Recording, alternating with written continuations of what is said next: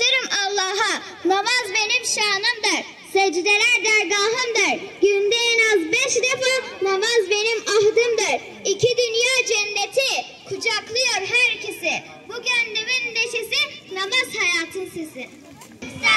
Kalplerimizi açsam, şehamet yasinlerle bilgisin olacaksın. Yine bizlerin aksam, sen de bizim olacaksın. Sen de bizim olacaksın. Aksam mescidi aksam, sana bir meşale yaksam.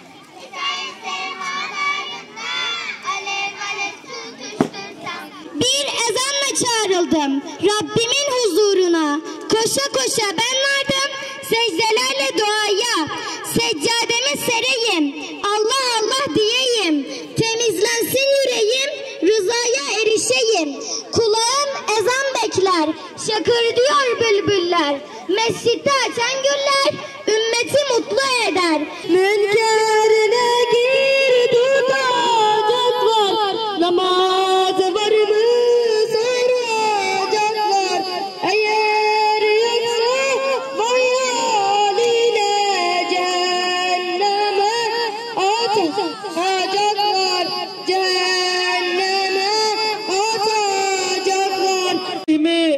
Kulmej temizliğe hem maddi ve hem maneviye. Temizliğe maddiye levra gavakum ol meşker mecbur mov desmej dikri. Şırta kilmeji peşin ki avakum mov desmej bigri.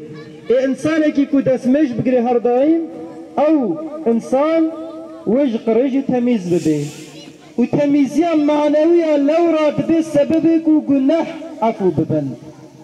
Levra Peygamber aleyhissalatu vesselam dibeci. Dibe maun dibejna çı?